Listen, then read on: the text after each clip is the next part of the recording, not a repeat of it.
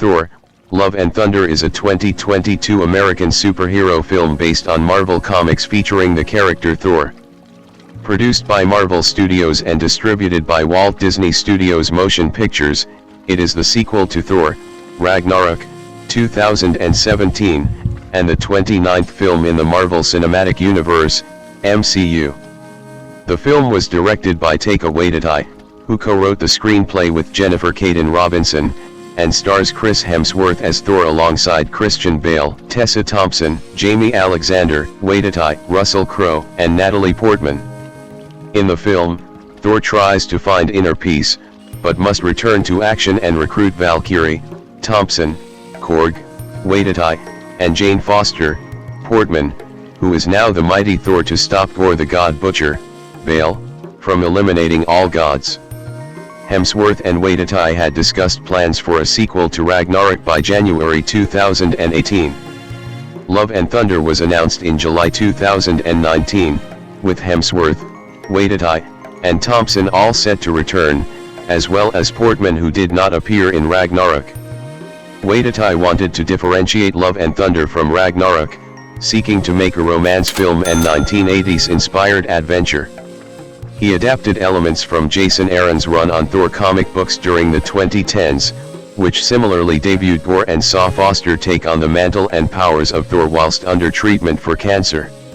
Robinson joined to contribute to the script in February 2020, and further casting was revealed later that year, including the appearance of the Guardians of the Galaxy. Production was expected to begin in late 2020 but was delayed by the COVID-19 pandemic. Filming ultimately began in January 2021 in Sydney, Australia, with Barry Edoin as the director of photography, and concluded at the beginning of June.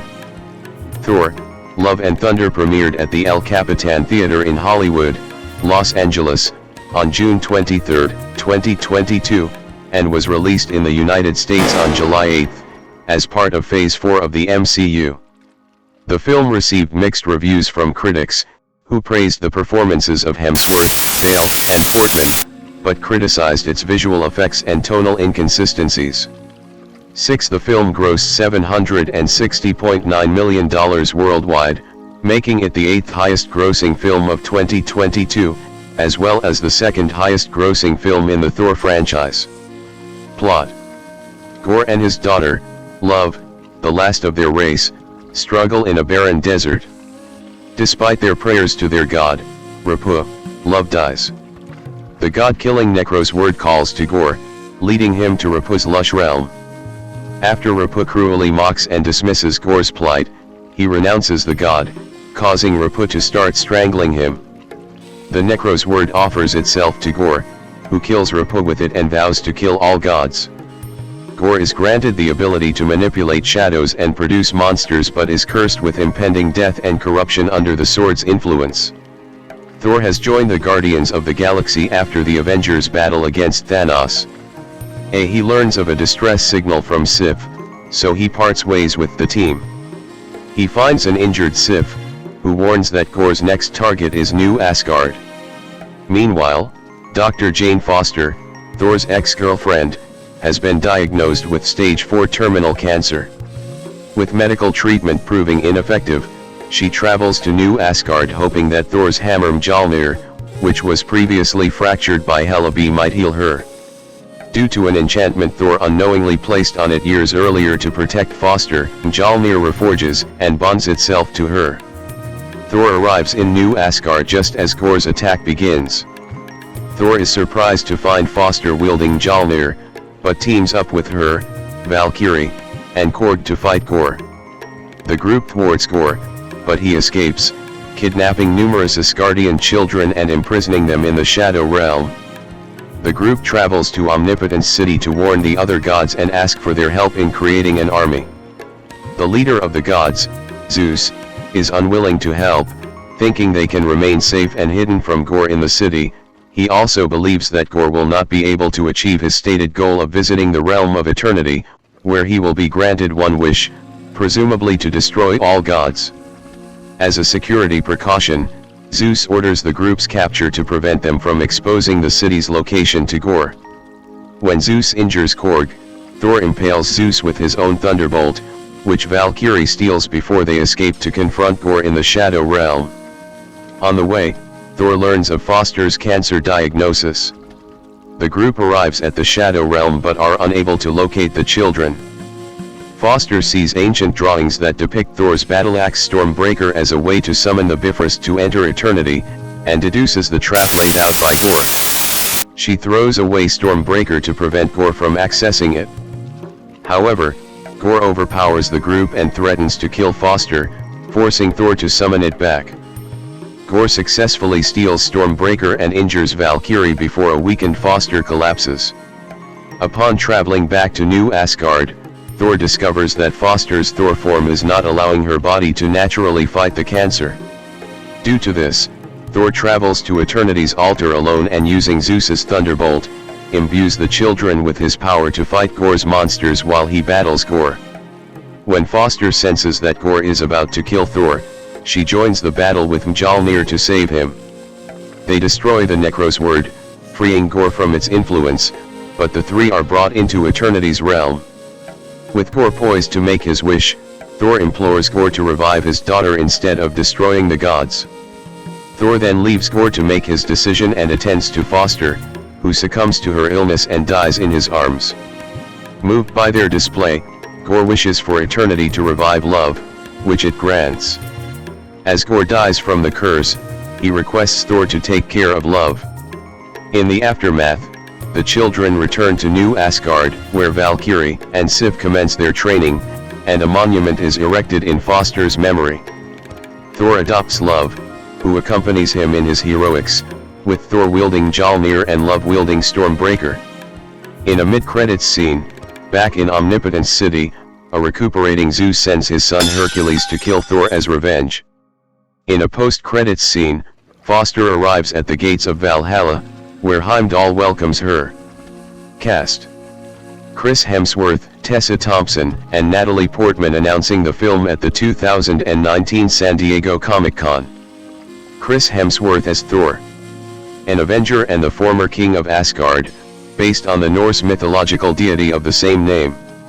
7 Director Taika Waititi said that Thor is going through a midlife crisis in the film, as he is just trying to figure out his purpose, trying to figure out exactly who he is and why he's a hero or whether he should be a hero. 8 Thor has a large tattoo on his back that memorializes his family and friends that have previously died. 9 Hemsworth's twin sons Sasha and Tristan portray Thor as a child. 10 Christian Bale as Gorr the God Butcher, a scarred wielder of the Necros Word and manipulator of shadows who seeks the extinction of the gods. 11-12 Waititi described Gorr as being very formidable and layered. 13 Bale felt the character had a sort of an Nosferatu-slight attitude, and took inspiration from the music video for the Aphex Twin song Come to Daddy, 1997. 14 Waititi opted to change Gorr's facial features in the film since his original look in the comics resembles Lord Voldemort from the Harry Potter film series. 15 Odd Studio created Gorr's practical makeup. 16 Tessa Thompson as Valkyrie, the king of New Asgard, based on the mythological being Brynhildr. 11-7 Thompson and producer Kevin Feige said the character's bisexuality would be addressed in the film. 17 Waititi said Valkyrie had to adjust to the bureaucratic aspects of ruling, away from the battlefield, such as dealing with the infrastructure and economy of New Asgard and hosting delegates from other countries. 13 Jaimie Alexander as Sif, an Asgardian warrior and Thor's childhood friend, based on the Norse mythological deity of the same name. 18 Taika Waititi as Korg, a Kronan gladiator who befriended Thor. 19 Waititi also voices the Kronan god Nini of the Nani. 20 Russell Crowe as Zeus, the king of the Olympians, based on the Greek mythological deity of the same name.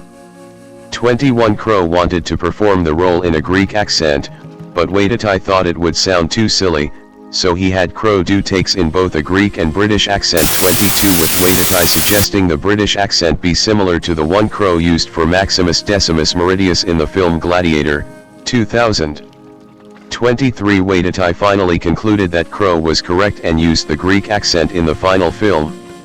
22.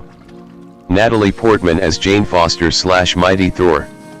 An astrophysicist and Thor's ex-girlfriend who is undergoing cancer treatment and who gains powers to become the Mighty Thor by wielding a reconstructed Mjolnir, the hammer previously wielded by Thor. 11/7/24 Portman, who did not appear in the previous film Thor Ragnarok, 2017, agreed to return after a meeting with Waititi 25, who said Foster's return to Thor's life after 8 years would be a big adjustment for him since she has had another life without him. Waititi added that Foster showing up dressed like Thor would be a real mindfuck for him. 26 In preparation for her role, Portman took the Mjolnir prop home to practice using it for her stunts. 27. Additionally, the Guardians of the Galaxy are featured in the film, with Chris Pratt, Karen Gillan, Dave Bautista, Pomkal Mentiev, Sean Gunn, Vin Diesel, and Bradley Cooper reprising their respective MCU roles as Peter Quill / Star-Lord, Nebula, Drax the Destroyer, Mantis, Kraglin of Fontaine, Groot, and Rocket. 28 Matt Damon, Sam Neill, and Luke Hemsworth reprise their roles as Asgardian actors respectively, playing Loki, Odin, and Thor from Ragnarok, with Melissa McCarthy joining them as an Asgardian actress playing Hela. 29/30 and McCarthy's husband Ben Falcone as the stage manager. 31 Meek, who previously appeared in Ragnarok and the film Avengers Endgame, 2019, via CGI, is voiced by Stephen Murdoch, while Carly Reese provides the motion capture performance for the character. 2032 Also returning from previous MCU media are Kat Dennings and Stellan Skarsgård as Foster's colleagues Darcy Lewis and Eric Selvig, respectively, and Idris Elba as Heimdall in the post-credits scene. Daley Pearson appears as new Asgard tour guide Daryl Jacobson, after first portraying the role in Marvel Studios' Team Thor, 2016-2018, short film series. 30 Archive footage from previous MCU films of Tom Hiddleston as Loki, Anthony Hopkins as Odin, Rene Russo as Frigga. 33 Ray Stevenson as Volstagg, Tadanobu Asano as Hagun, and Zachary Levi as Fandral is featured at the beginning of the film. 34 Chanique Grayling portrays a young Frigga during a flashback sequence. 33 Deities introduced in the film include Simon Russell Bale as the Olympian god Dionysus, based on the Greek mythological deity of the same name. 20 Jonathan Brugh, who appeared as Deacon Bruck in Waititi's 2014 film What We Do in the Shadows, as Rapu, a god from Gor's home planet who becomes his first victim. 30 Akosia Sabet as Bast, a goddess who is a member of both the Heliopolitan and Wakandan pantheons, based on the Egyptian mythological deity Bastet. 35 Kuni Hashimoto as the Japanese god Jade Murai. 33 Carmen Foon as the Roman goddess Minerva. 36 and Stephen Hunter as the fur god. 33 Also appearing in the film are Kieran L. Dyer as Axel, Heimdall's son. 37 Chris Hemsworth's daughter India as Love, Gor's daughter. 20 and Stephen Curry as Yakin, the ruler of the planet Indigar.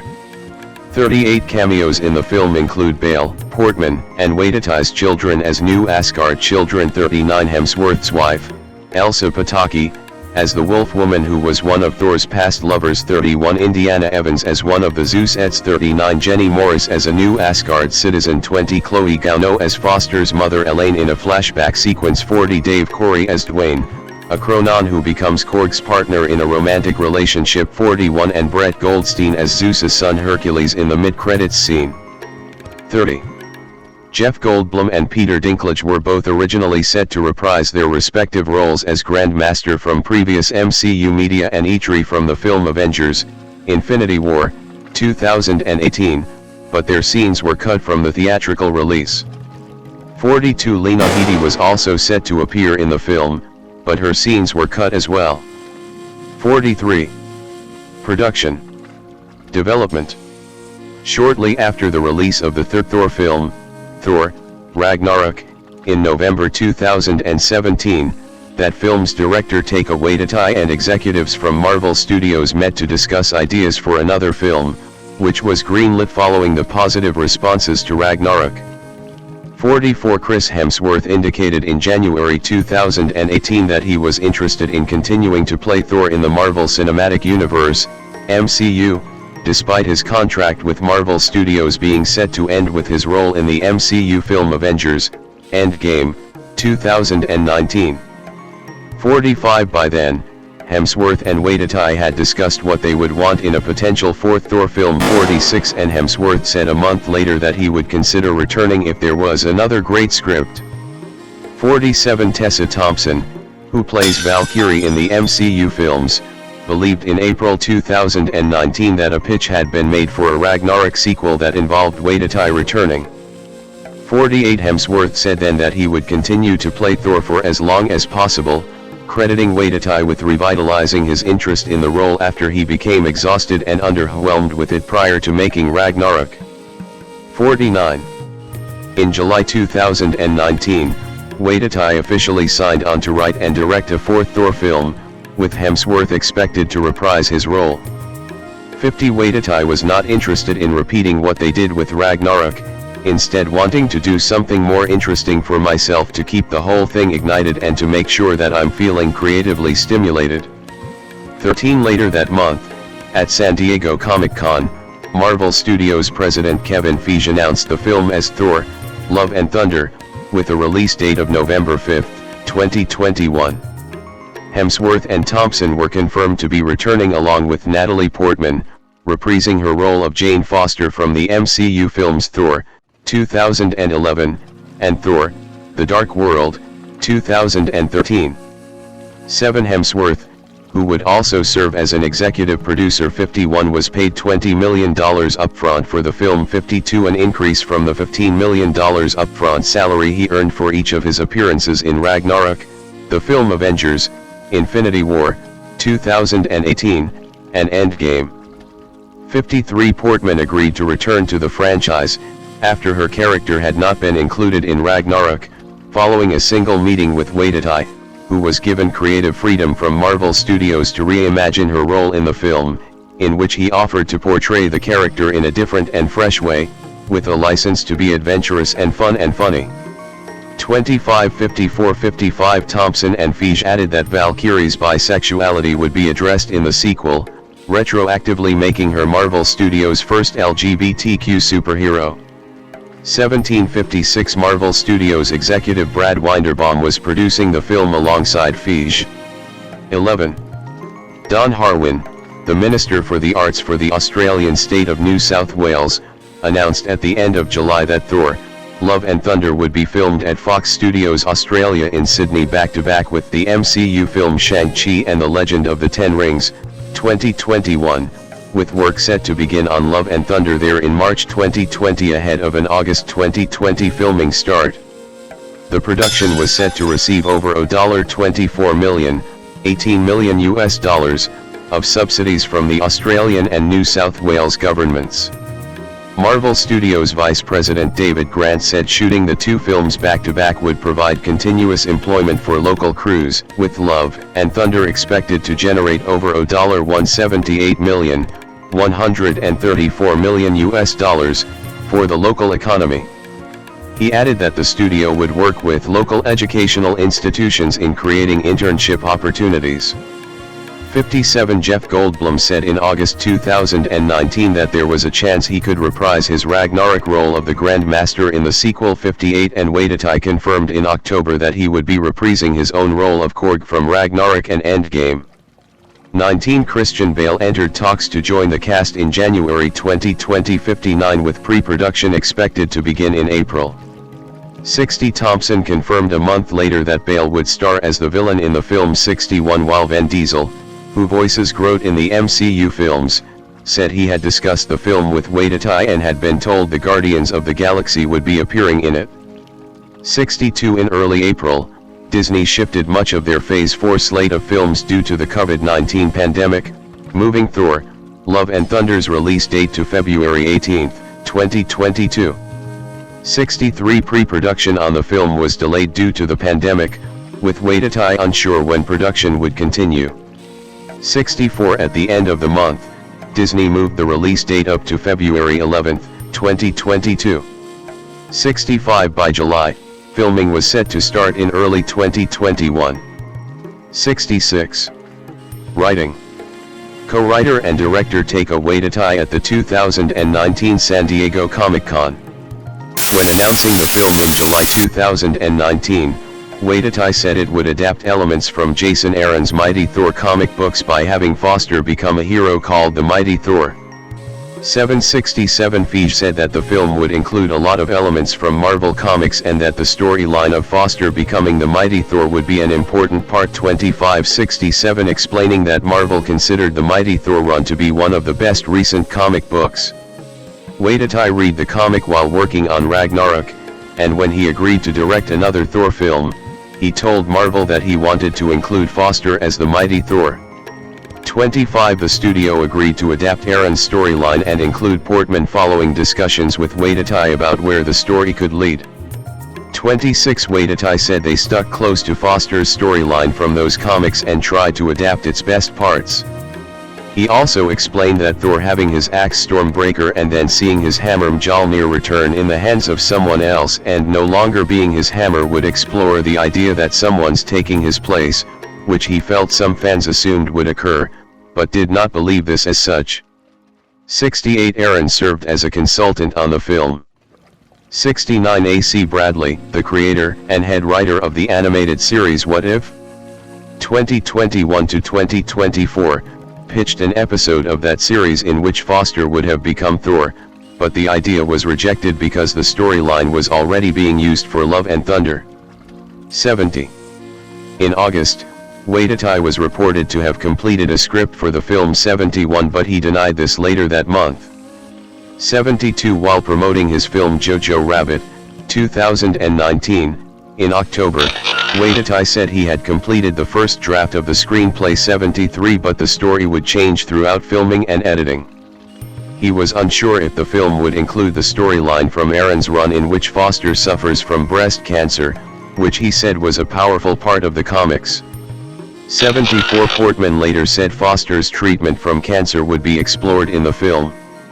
24 Waititi added that Marvel was still discussing how much time would pass between Endgame and Love and Thunder, and that this would affect whether Thor is still carrying the extra weight he is depicted with in Endgame, which earned him the nicknames Fat Thor and Bro Thor. Waititi did note that he wanted to keep changing it up with Thor. He's so interesting when he's changing all the time. 73. The film is set 8 years after Thor and Foster broke up, around 2024. 75 Waititi also acknowledged fans shipping Valkyrie with Brie Larson's Carol Danvers / Captain Marvel, but said he did not intend to include a romantic relationship between the pair because he would rather surprise fans than do something by popular demand. 76 Jennifer Kaytin Robinson was hired to work on the film's screenplay with Waititi in February 2020.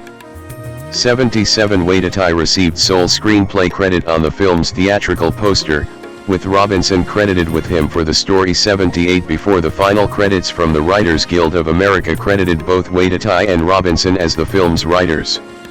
79. Thor, Love and Thunder follows Thor as he attempts to find inner peace, but must return to action and recruit Valkyrie, Korg, and Foster to stop Gore the God Butcher from eliminating all gods. 11 4 or 5 drafts of the screenplay had been completed by mid-April 2020. 64 When Waititi said the sequel was so over-the-top now in the very best way and would make Ragnarok look like a run-of-the-mill, very safe film by doubling down on its crazier aspects. 64 76 He wanted to up the ante and make the film as if 10-year-olds told us what should be in a movie and we said yes to every single thing. Waititi added that the film would explore more of Korg's Kronon culture and indicated that it would include the space sharks alien race from the comics. He expressed interest in featuring the character Beta Ray Bill, but was unsure at that point if he would. 64. At the end of July, Waititi said they had been writing the script off and on for over a year and he was taking another pass on it that week. He said it was very romantic, and explained that he wanted to make a romance film because he wanted to make something that he had not done before. 66 80 and, as such, wrote the film as a love story. 81 He later said the film was about love, with superheroes, and outer space, and that he wanted to embrace this thing that I was always a bit dismissive of, and explore this idea of love, and show characters who do believe in love.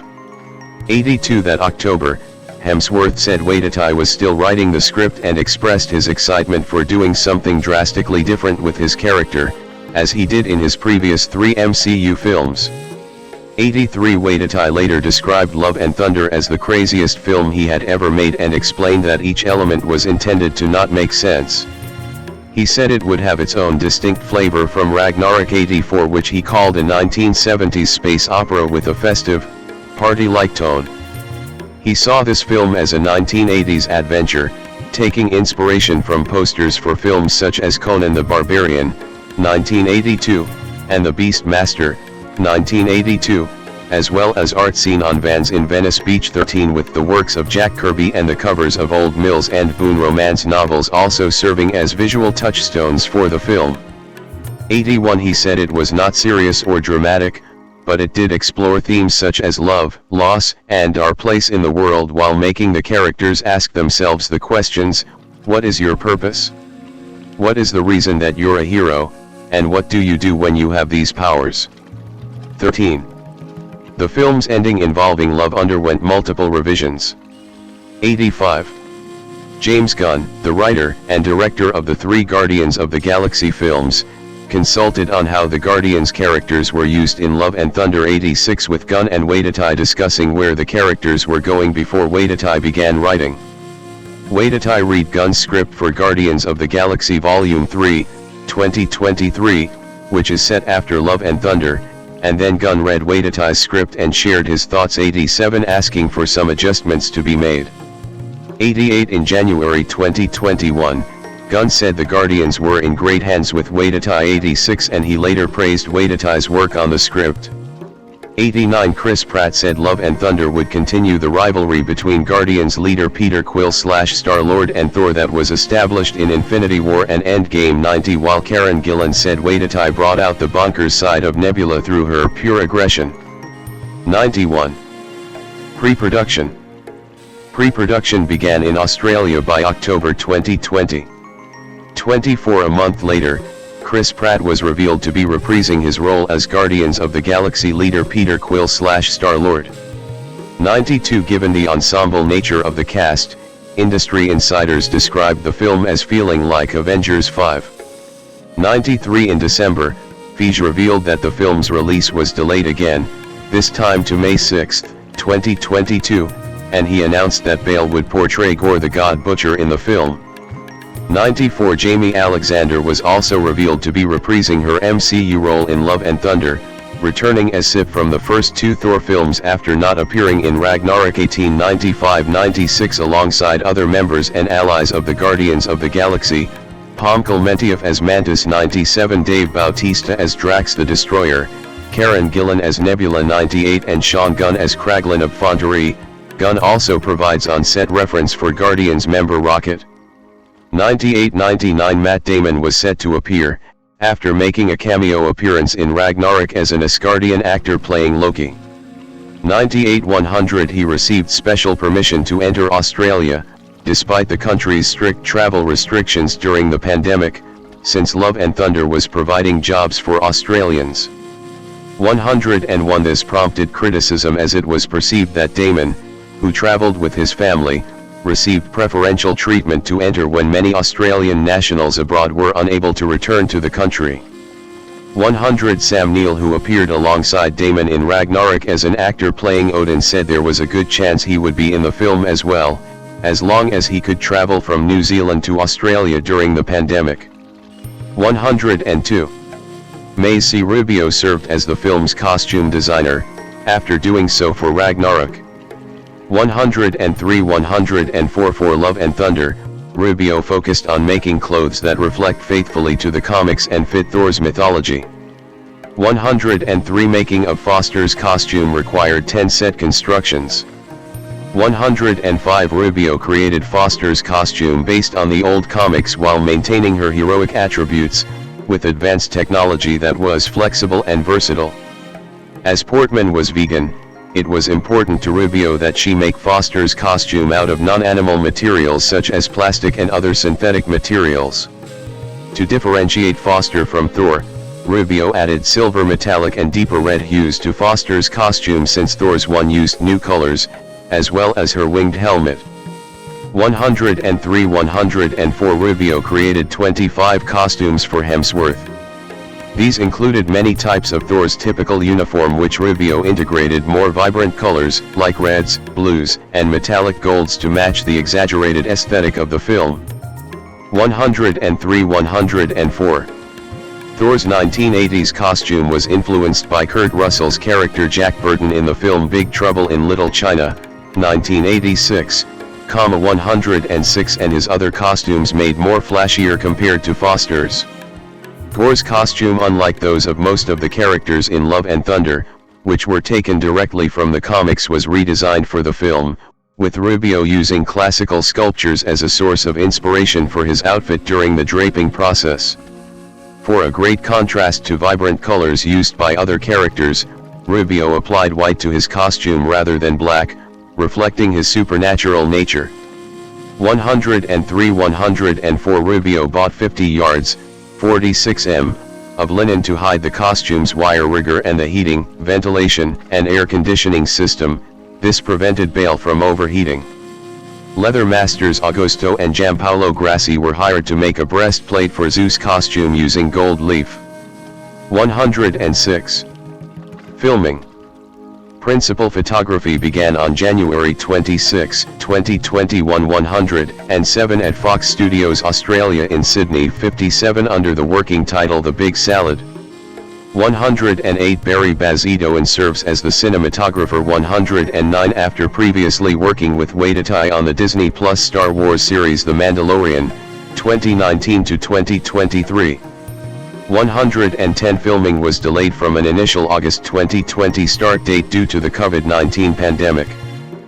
5766 Industrial Light and Magic provided the same stagecraft virtual production technology used on The Mandalorian, which Waititi directed an episode of, creating a custom volume space at Fox Studios Australia. It featured more LED panels and offered a higher resolution than the original volume created for The Mandalorian. 111 Waititi also used Satellite Labs plate light technology, after previously using their dynamic light technology on Ragnarok, which is a special rig designed to capture multiple lighting set UPS simultaneously within a single shot at a high frame rate, allowing Waititi to select which lighting setup he would like in post-production. 112 Waititi believed he was able to shoot Love and Thunder more efficiently than Ragnarok due to already having experience working on a Marvel Studios film. 13. Filming occurred at Centennial Park in Sydney in early February. 113 with Clementiev, Gillen, Bautista, and Pratt completing their scenes shortly afterward. 114 115 116 In early March, set photos revealed Damon and Neil were reprising their roles as the Asgardian actors playing Loki and Odin, along with Luke Hemsworth in his Ragnarok role as the actor playing Thor. Melissa McCarthy was also revealed to be portraying an actress playing Hela alongside her husband Ben Falcone in an undisclosed role. These cameos were for a sequence where actors reenact scenes from Ragnarok. 29 Damon filmed his part over 2 days. 101 Alexander completed filming her scenes by the end of the month. 117 While Goldblum was confirmed to appear as the Grand Master. 118 and Russell Crowe was revealed to be appearing in the film in what was described as a fun cameo. 119 Crowe finished filming his scenes in late April, around which time it was confirmed that he would play Zeus in the film. 21 Crowe was originally set to play Satan in the film before his character was changed to Zeus. 120 Septimus Cotton would later be cast as Satan and had makeup and prosthetic tests done, but the character does not appear in the film. 16 At the beginning of May, Waititi said there were 4 weeks left of shooting. 121 While Itoan said he would continue work on the film through the end of 2021. 110 Filming wrapped on June 1, 2021 122, by which point Neil had revealed that singer Jenny Morris would appear in the film 123, making a cameo as a new Asgard citizen. 20 Goldblum and Peter Dinklage, who was set to reprise his role as Eitri from Infinity War, had their scenes cut from the theatrical release. 42, as did Lena Headey, who was approached by Waititi for a role in the film. 43. Post-production. Waititi said in early June 2021 that post-production would be completed by February 2022. 124 later in June, Diesel was confirmed to be reprising his voice role as Groot. 125 in October 2021, the film's release date was delayed to July 8, 2022. 126, while Simon Russell Bale was revealed to have been cast in an undisclosed role that was subsequently confirmed to be the Olympian god Dionysus. 127. 20, though the scene Bale appeared in was ultimately cut from the final film and the actor was relegated to an extra role in Love and Thunder. 128, additional photography for the film took place in early 2022.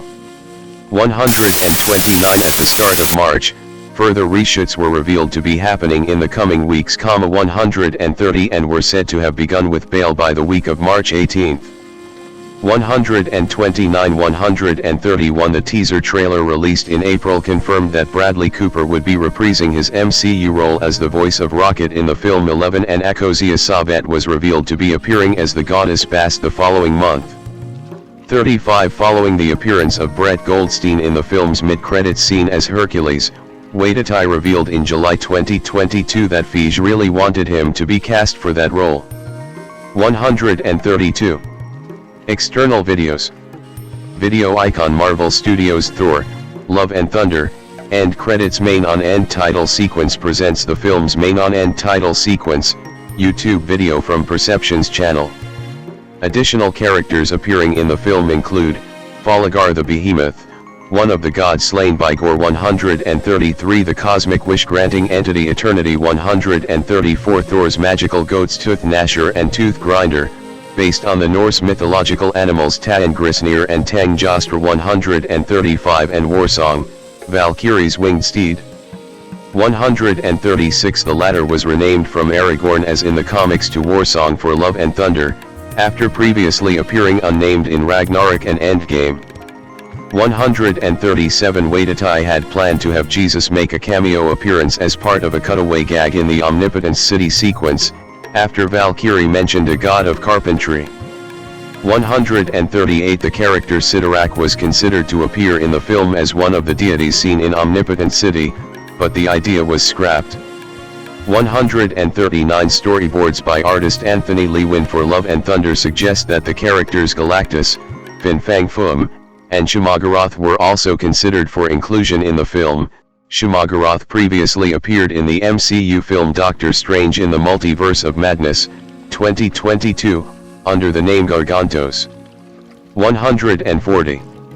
Visual effects for the film were created by Weta FX, Rising Sun Pictures, Framestore, Industrial Light and Magic, Method Studios, Luma Pictures, Renault BFX, Base FX, EDIFEDI Digitali Italiani, Mammal Studios, Fin Design Plus Effects, and Cinesight. 141, Matthew Schmidt, Peter S. Elliott, Tim Roche, and Jennifer Vecchiarello served as the film's editors. 109, while Jake Morrison served as the visual effects supervisor. 141, Perception designed the film's main on-end title sequence, drawing inspiration from 1980s rock band logos and designing approximately 250 custom fonts for the sequence. 142. Music. Main article, Thor, Love and Thunder, soundtrack. In December 2021, Michael Giacchino revealed that he would be scoring the film.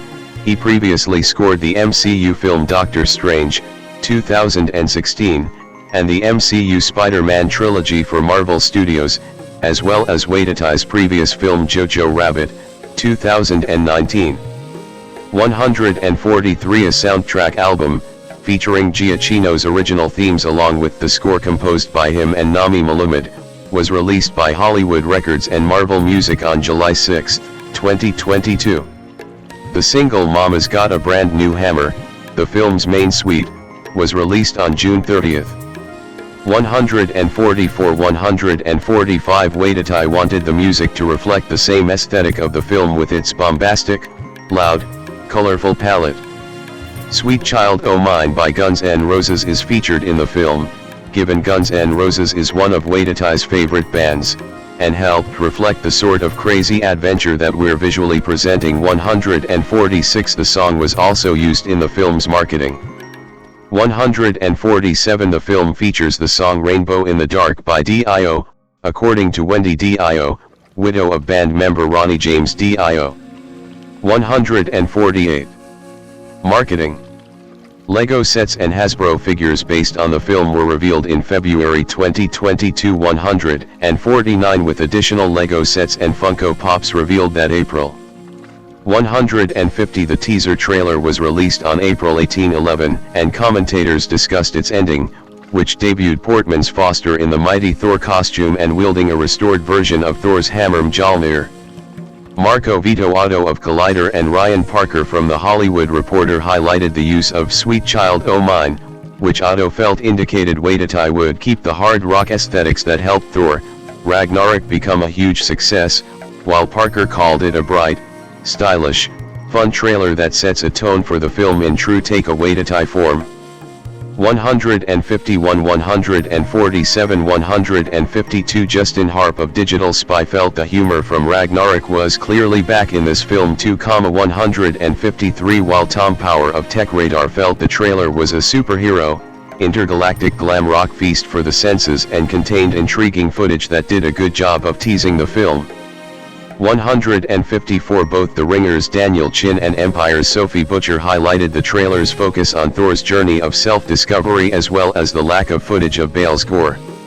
Chin remarked that the trailer was dedicated to catching up with Thor as he rediscovers himself, and was excited for Portman's performance as Foster. He thought the trailer was a far cry from the Thor we witnessed over a decade ago, as the franchise has transformed into a full-blown space comedy. Butcher felt the trailer's introspection was not surprising due to the film being set after Endgame, and said the trailer was brief but exciting. 155 156 The trailer had 209 million global views in its first 24 hours, becoming the 7th most viewed trailer in that time period. 157 A second trailer was released on May 23, during Game 4 of the 2022 NBA Eastern Conference Finals. 158 Many commentators highlighted Bale's appearance as Gore the God Butcher in the trailer. 158 159 160 Eric Francisco of Inverse noted the similar comedic tone from Ragnarok while adding some darker shades with the inclusion of Gore. He said Bale brought an absolutely terrifying vision of Gore the God Butcher to the screen, adding that it appears Hemsworth was ready to pass the mantle of Thor to Portman. 159 Jennifer Roulette of Ars Tech Nica noted that Gore's scenes featured a different color palette, being shown in primarily gray tones, which she felt made the contrast between other characters more stark. 160 Zack Siemeyer from Entertainment Tonight felt that it gives fans everything they've been hoping for from the brief flashes of important moments from the first trailer in April, citing scenes featuring Portman's The Mighty Thor, Thor living up to his Space Viking title, and Gore's footage. 161 Similarly, the AV Club Sam Barsanti and William Hughes also highlighted Portman and Hemsworth's Thor, Gore's appearance, and other comedic moments in the trailer, such as when Thor is nude after Crowe's Zeus exposes his disguise. 162 Scott Mendelson of Forbes called the trailer the real deal compared to the teaser, and noted similarities with the Masters of the Universe franchise. He speculated that Thor and Foster would be pining for each other despite it being 11 years after their first encounter, and called it a little depressing, as he hoped the two A+ dating specimens would have moved on. He also highlighted how Gore's scenes played with color and contrast, and the interplay between Foster and Valkyrie. 163 Footage from the film was also featured in the 2022 Cine Europe presentation. 164. Ulta Beauty partnered with Marvel Studios to create a makeup collection based on the film. 165. On July 9, 2022, Waititi and Thompson appeared on Vanity Fair's Notes on a Scene series, analyzing the Taste the Rainbow scene. 166. The video was met with criticism for what some viewers perceived as Waititi and Thompson mocking the visual effects, on the same day that multiple VFX artists who worked for Marvel had spoken out against being underpaid and overworked by the studio's productions. 167. Release. Theatrical. Thor: Love and Thunder premiered at the El Capitan Theater in Hollywood, Los Angeles, on June 23, 2022.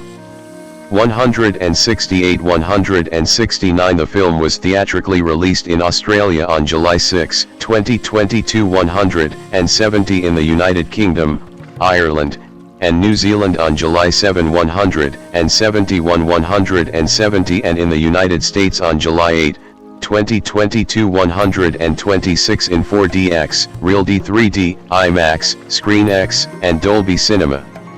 172. It was previously set for release on November 5, 2021 but was delayed to February 18, 2022, due to the COVID-19 pandemic.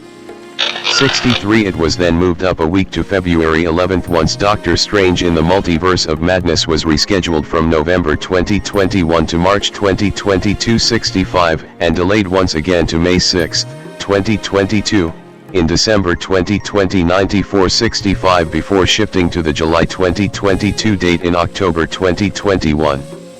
126. It is part of Phase 4 of the MCU. 173. The El Capitan Theater hosted 2 sensory-inclusive screenings of the film in July 2022, featuring expedited check-in, a calming lobby, reduced capacity, and gift bags for guests with items to aid with anxiety. 174. The film was not released in Malaysia. 175. Brunei. 176. Kuwait. 177. Bahrain. 178. Saudi Arabia, Egypt, Oman, Qatar. 179. And Jordan. 180 due to containing LGBT elements. Variety reported that the Malaysian release did not happen because Disney refused to make cuts to the film requested by the Film Censorship Board of Malaysia. 175. The Malaysian government confirmed that this was due to LGBT elements not being cut from the film.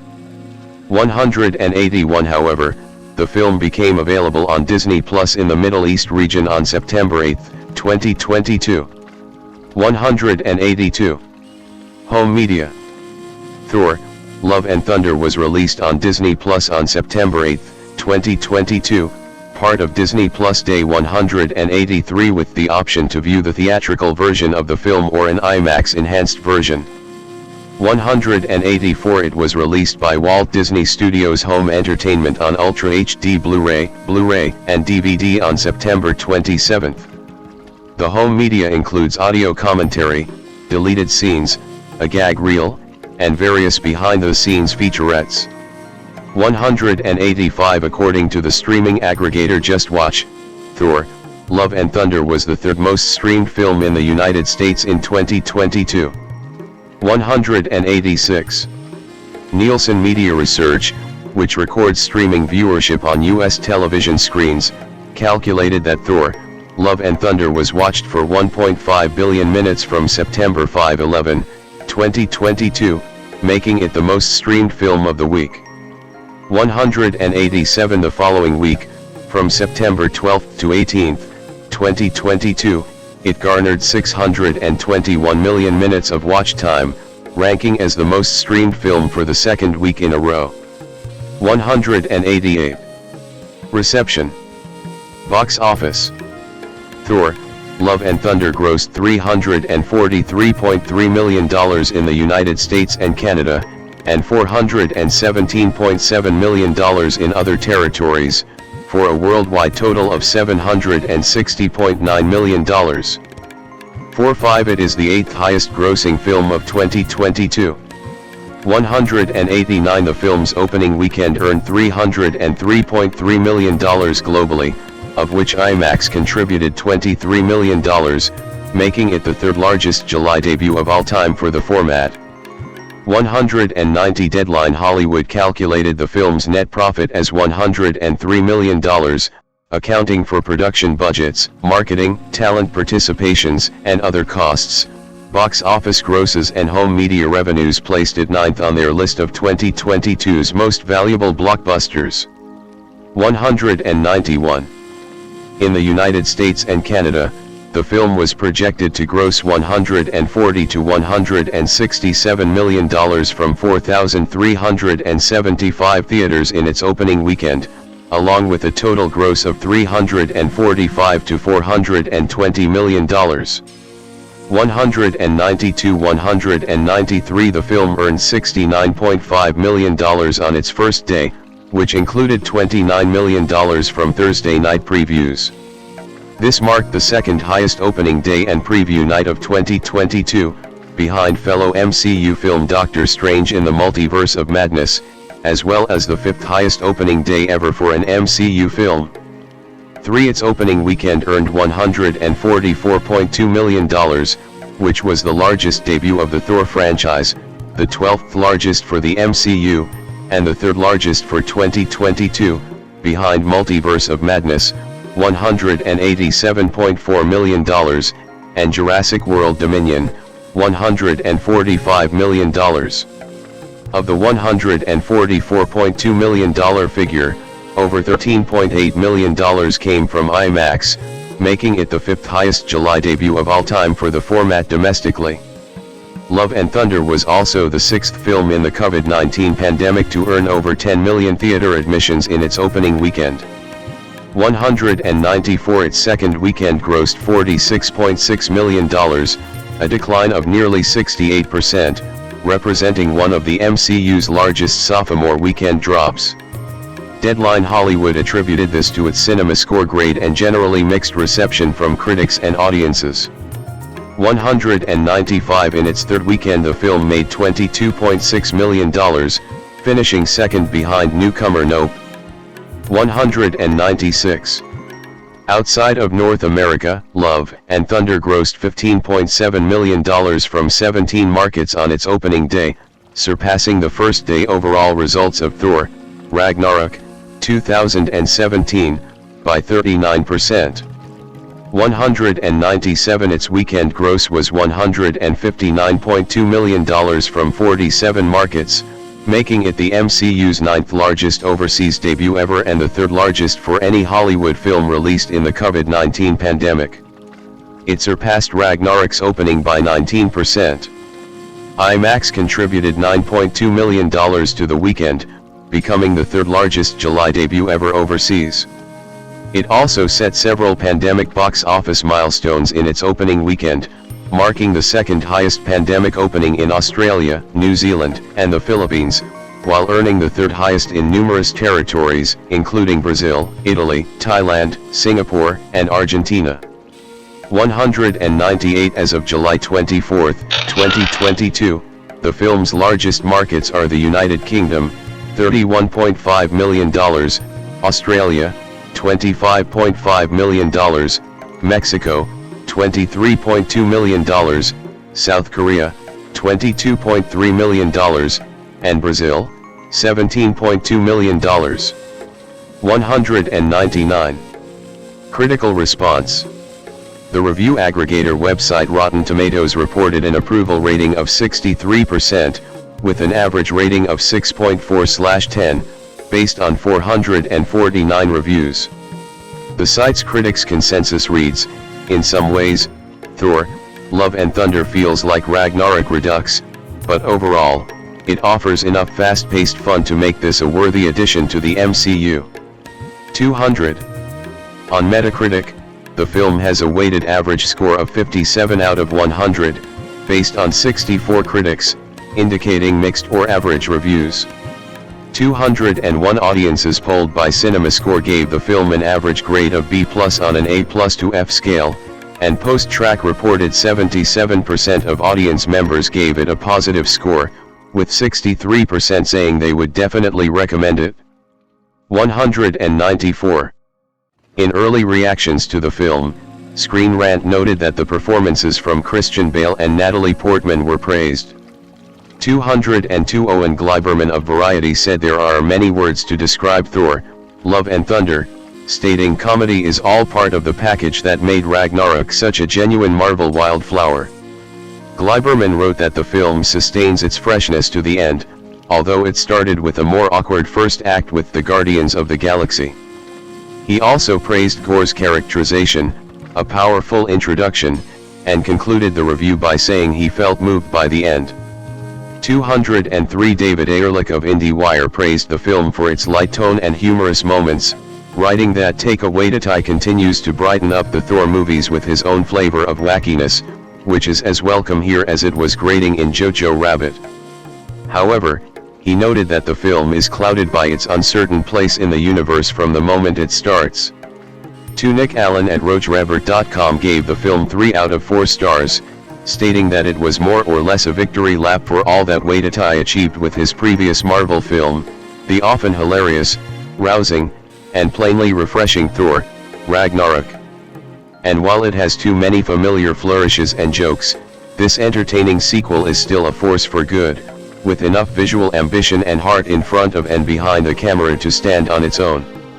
He praised Natalie Portman's performance that conveys why it's great to see Jane again, and Christian Bale's striking role that he considered as the closest we'll get to seeing him play Pennywise the Clown, with a dash of Voldemort, but tethered to the same humility he brings to his most human, humble characters.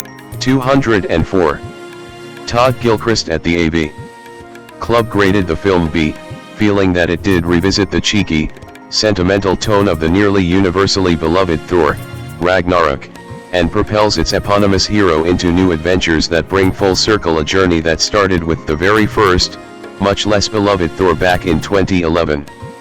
He praised Portman and Bale's performances, with the latter's character being considered the most interesting and sympathetic Marvel adversary since Michael B. Jordan's Killmonger in Black Panther, and Waititi's distinctive imagery in the film that may disturb and upset some viewers, outpacing Sam Raimi's accomplishments in Doctor Strange in the Multiverse of Madness, 2022. 205 Leah Greenblatt at Entertainment Weekly also gave a similar grade, feeling that although its cheerful melee of starry cameos, in-jokes, and Cliff's Notes mythology, feels a lot like franchise fatigue, it also has frequent moments of gonzo charm, thanks largely to the technicolor lunacy of writer-director Waititi and a cast that seems inordinately game to follow his lead. 206. David Rooney of The Hollywood Reporter stated, "The movie feels weightless, flippant, instantly forgettable, sparking neither love nor thunder." 109.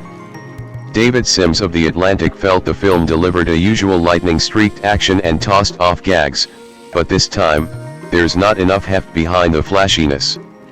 He found it a hasty-feeling mess of a movie and disappointing given that it's directed by Waititi, although he praised Bale's and Russell Crowe's performances. 207 David Fear of Rolling Stone felt the film was oddly unengaging, even the love and death aspects often feel like cold transmissions from distant sources. He saw it as a mess due to the collision of competing tones, subplots, conceptual big swings and chaos masquerading as pathos.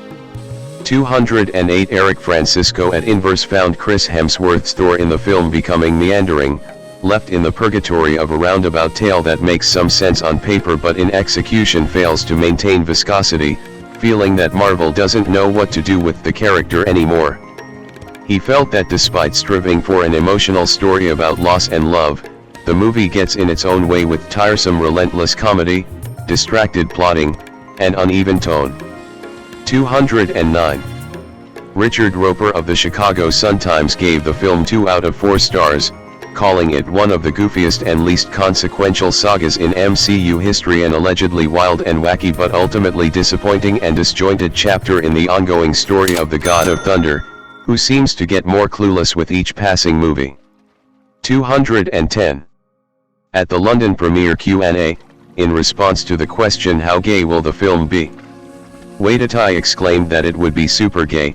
Critics and moviegoers who saw the film expressed disappointment that the statement was false and that Marvel queer-baited the audience.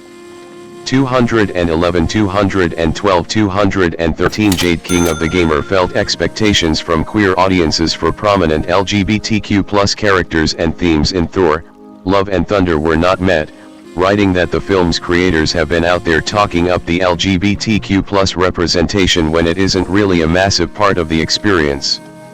It's time to temper your expectations and stop letting Marvel continue to queerbait us into disappointment. 214. In June 2023, Hemsworth commented on the film's response, stating, "I think we just had too much fun. It just became too silly. It's always hard being in the center of it and having any real perspective, you just don't know how people are going to respond." 215. He later reflected on his own performance, believing he had become a parody of himself with the improv and wackiness of the film, and that he didn't stick the landing. Christopher Hemsworth AM, born August 11, 1983, is an Australian actor. Born and raised in Melbourne, Victoria, and Bulman, Northern Territory, he rose to prominence playing Kim Hyde in the Australian television series Home and Away, 2004 to 2007, before beginning a film career in Hollywood.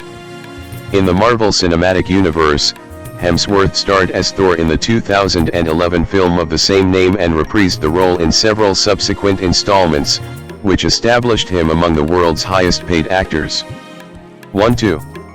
His other film roles include the action film Star Trek, 2009, Snow White and the Huntsman, 2012, and its sequel The Huntsman, Winter's War, 2016, Red Dawn, 2012, Black Cot, 2015, Men in Black, International, 2019, Extraction, 2020, and its 2023 sequel, the thriller A Perfect Getaway, 2009, and the comedy Ghostbusters, 2016.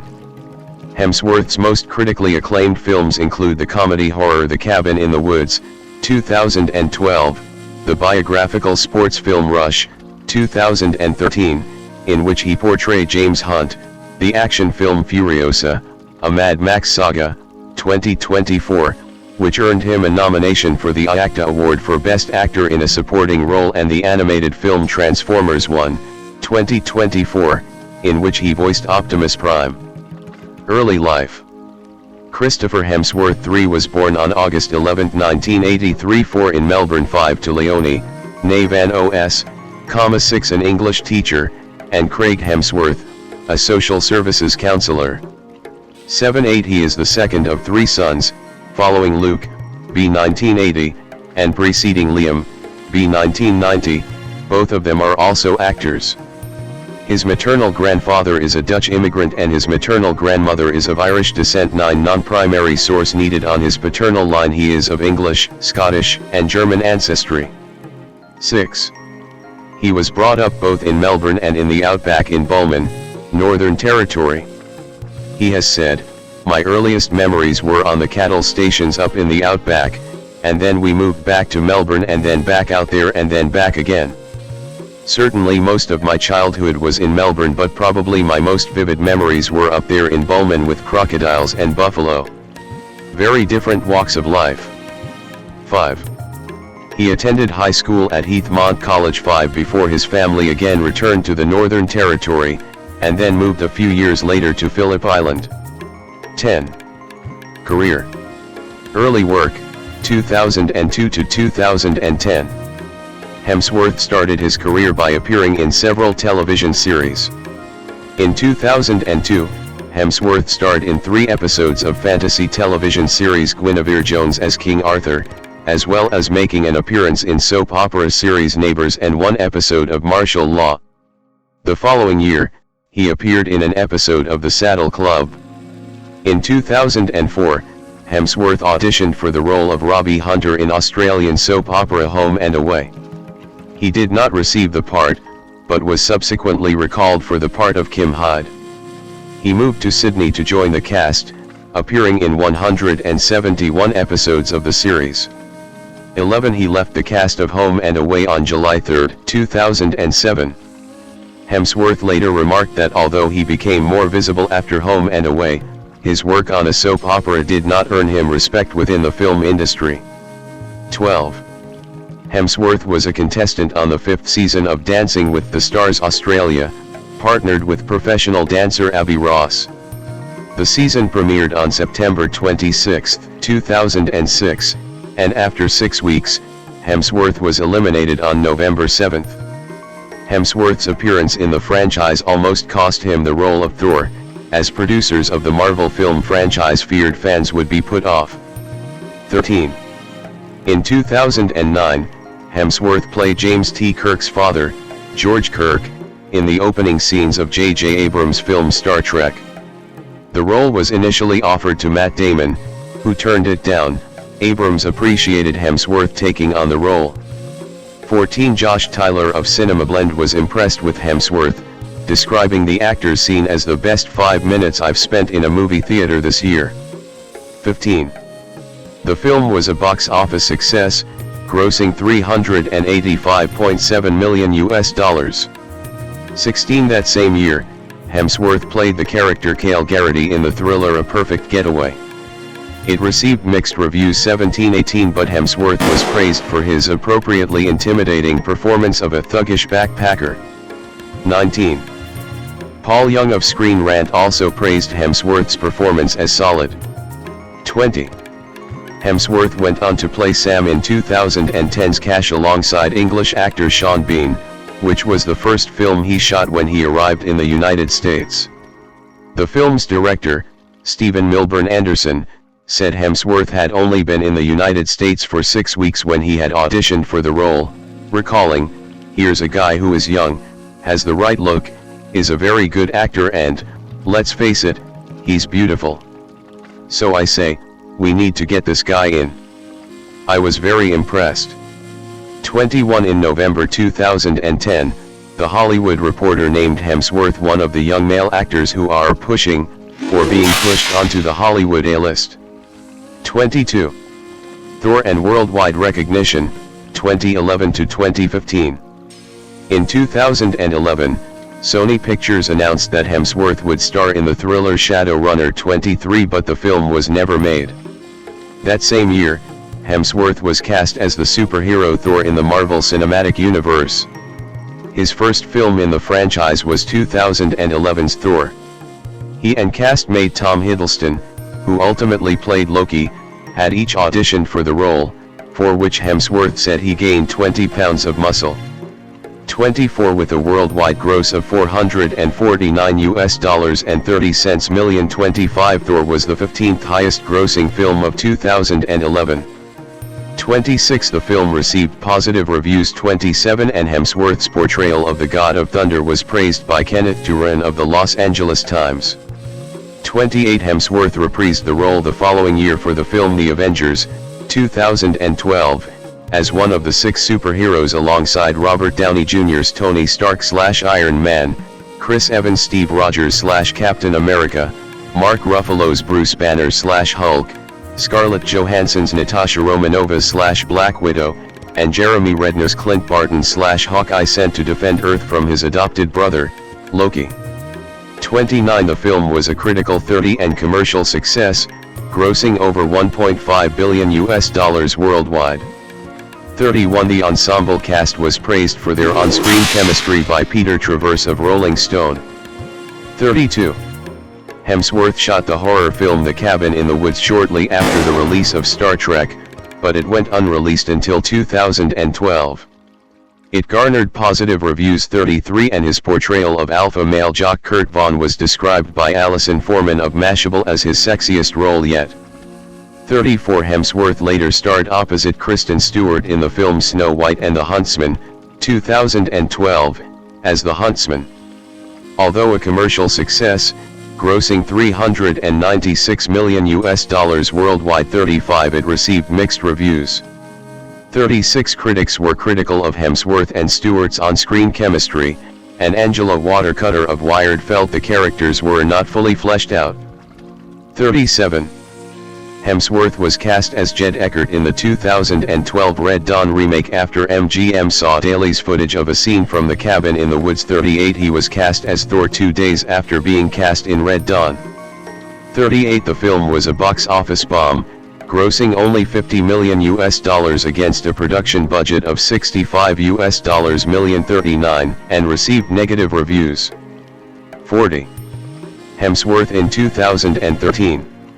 In 2013, Hemsworth starred in Ron Howard's sports drama film Rush, as 1976 Formula One world champion James Hunt.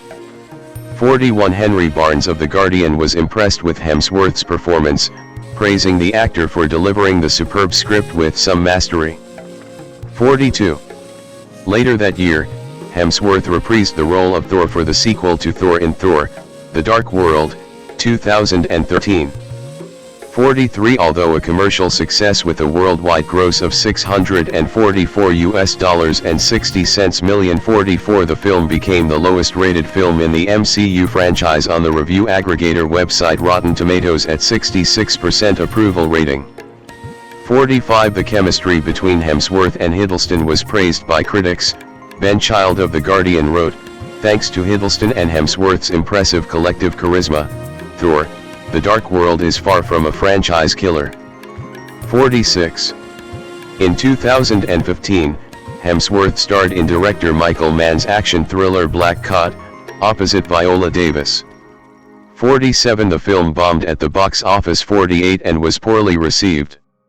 49 For many critics, a significant issue of the film was the casting of Hemsworth as a hacker. 50 Christy Lemire of the Chicago Sun-Times remarked, "Anyone who makes their way in the world sitting in front of a computer screen all day is not going to look as hunky as Hemsworth." 51 Hemsworth himself later admitted to being displeased with his performance. "I didn't enjoy what I did in the film," he commented. "It just felt flat, and it was also an attempt to do what I thought people might have wanted to see. But I don't think I'm good in that space." 52 He reprised his role as Thor for the fourth time in the sequel to the Avengers, Age of Ultron. 53 In addition to the film receiving positive reviews 54 and grossing over $1.4 billion worldwide. 55 Hemsworth also won the People's Choice Awards for Favorite Action Movie Actor. 56 Hemsworth returned to the set of Home and Away in November 2014 to film a scene as an extra and not as his character Kim Hyde. 57-58 The episode which he appeared in was broadcast on May 19, 2015. 58 That same year, he co-starred in the comedy film Vacation, along with Ed Helms, a revival of the film series that originally starred Chevy Chase. 59 He was nominated for the MTV Movie Awards for Best Kiss with Leslie Mann. 60 His last 2015 film was In the Heart of the Sea, based on the book of the same name by Nathaniel Philbrick, with Hemsworth playing first mate Owen Chase. In an interview on Jimmy Kimmel Live, he said that to prepare for the role of starving sailors, the cast was put on a diet of 500 to 600 calories a day to lose weight. 61 In the Heart of the Sea received mixed reviews from critics, and was a box office disappointment, grossing $93 million against a $100 million budget. 62 But Hemsworth received a nomination for Choice Movie Actor, Action at the 18th Teen Choice Awards. 63 Continued commercial success, 2016, present. In 2016, Hemsworth reprised the role of Eric the Huntsman in The Huntsman, Winter's War, alongside Jessica Chastain, who played his love interest. Writing for IndieWire, Oliver Littleton criticized the on-screen chemistry between Hemsworth and Chastain, stating that they're both struggling uphill against accents they're palpably not comfortable with, displaying zero chemistry, and frankly appearing to be in different films. 64 The film underperformed compared to its predecessor, grossing only $165 million. 65 Hemsworth later joined the cast of the reboot Ghostbusters film, playing Kevin the Receptionist. 66-67 The film disappointed critically and commercially, but Hemsworth was praised for delivering the most fun by Caroline Westbrook of Metro 68 and won the Kids' Choice Awards for Favorite Movie Actor. 69. Hemsworth promoting Thor Ragnarok at the 2017 San Diego Comic-Con. Hemsworth reprised his role as Thor in Thor Ragnarok, released on November 3, 2017 in the U.S,70 and again in both the third and fourth Avengers films, Avengers, Infinity War and Avengers, Endgame in 2018 and 2019 respectively. 71. All three films were a critical and commercial success. 72. Matt Zoller cites of RogerEbert.com likened Hemsworth's acting to Cary Grant, stating that Hemsworth's charisma holds Thor Ragnarok together whenever it threatens to spin apart. 73. Hemsworth won the Teen Choice Awards for Choice Sci-Fi Movie Actor. 74. Meanwhile, in his review of Avengers Endgame, Joe Morgenstern of the Wall Street Journal acknowledged Hemsworth's Thor endearing despite some ragged material and the actor's seemingly limited dramatic range, while praising Hemsworth in the MCU Infinity Saga finale as the graceful, exuberant comic actor he was destined to be, while Thor morphs, alarmingly and charmingly yet still heroically, into a beer-bellied apparition who could pass for Jeff Lebowski. 75. In 2017, Hemsworth was the guest narrator at Disney's Candlelight Processional at Disneyland. 76. Hemsworth was to reprise his role as George Kirk in the fourth film of the rebooted Star Trek film series 77-78, but he left the project in August 2018 after contract negotiations fell through. 79. Hemsworth later said he found the script underwhelming. 80. In 2019, he also starred in a spin-off of the Men in Black series, titled Men in Black International.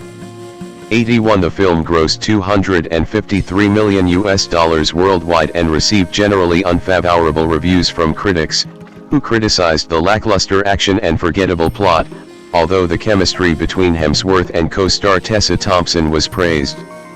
82. The following year, Hemsworth starred in the Netflix action thriller Extraction, reuniting him with the Russo brothers, who served as producers. 83. After being watched by 90 million households in its initial month of release, the film broke Netflix's viewership record previously held by Bird Box. 84. 85. Hemsworth reprised the role of Thor in the fourth film, Thor: Love and Thunder. Filming began in February 2021 in Australia. 86-87 and it was released in 2022. 88.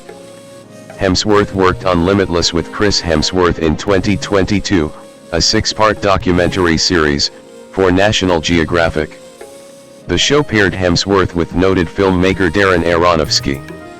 The show has Hemsworth appearing in a variety of different ways that humans have sought to increase their health in a variety of different ways. The episodes saw Hemsworth take a plunge in icy Arctic water, fast for long periods of time, and participate in an Indigenous Australian ceremony. 89-90, the last of which resulted in some controversy for the show, as Indigenous groups claimed that filming at the sacred site was disrespectful to the culture. 91. Hemsworth returned as Tyler Rake in Netflix's Extraction 2, 2023, 92, which earned him $20 million. 93. Hemsworth starred in the Mad Max Fury Road spin-off Furiosa, a Mad Max saga, released in May 2024. 94. The Washington Post wrote that he had perhaps created one of the all-time great screen villains in his role as the warlord Dementus. 95. Hemsworth voiced a young Optimus Prime in the Transformers prequel film Transformers 1. 96-97. In October 2024, Hemsworth entered talks to play the title character in Paul King's Prince Charming for Disney. 98. Hemsworth will once again return as Thor in Avengers: Doomsday, scheduled for release in 2026. 99. Public image. After appearing as Thor in the MCU franchise, Hemsworth's physique gained attention from fans. 100. His exercise routines have been regularly discussed in the media, including The Times of India 101, Men's Health 102, 103, Men's XP 104, Entertainment Tonight 105, and Metro 106. He later created the fitness app Centra, which provides paying customers access to nutrition, wellness, and exercise routines. 107. In 2014, he was named the sexiest man alive by People magazine. 108. Hemsworth is an avid supporter of the Western Bulldogs in the Australian Football League. 109. He was the star of the AFL's 2014 Everything's Possible campaign, donating the fees for his involvement to the Australian Children Foundation. 110. Hemsworth was also the star in the AFL's 2017 I'd Like to See That commercial. 111. Wealth. As his career in Hollywood films has developed, Hemsworth has become one of the world's highest paid actors. 12. He appeared in Forbes' World's Highest Paid Actors list in 2014, 112, 2015, 113, and 2018. 114. Additionally, he ranked 31st in the magazine's list of highest paid celebrities in 2018, 115, and 24th in 2019, 116, with estimated earnings of $76.4 million. 117. Charity.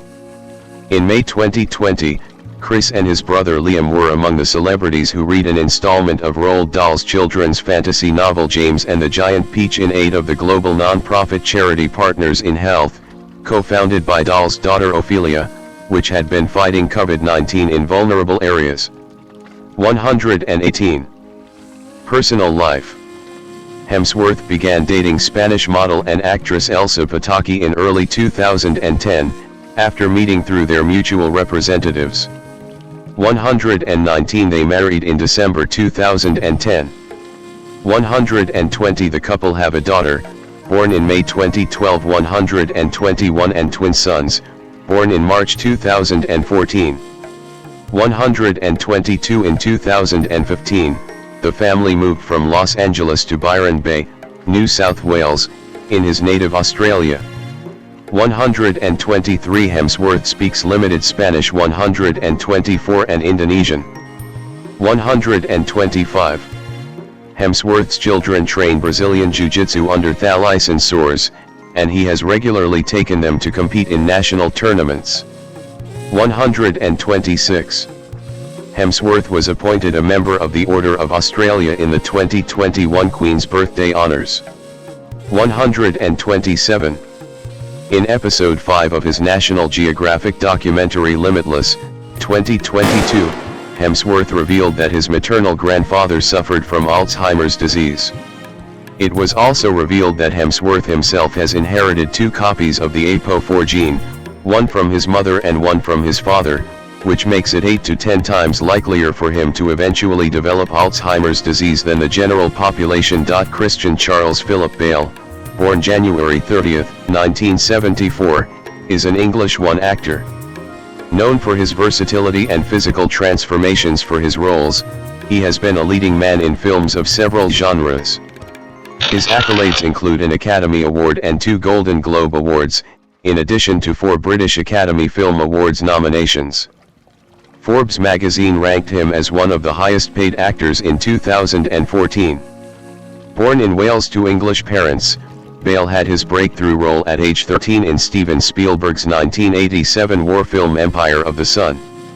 After more than a decade of leading and supporting roles in films, he gained wider recognition for his portrayals of serial killer Patrick Bateman in the black comedy American Psycho, 2000, and the title role in the thriller The Machinist, 2004.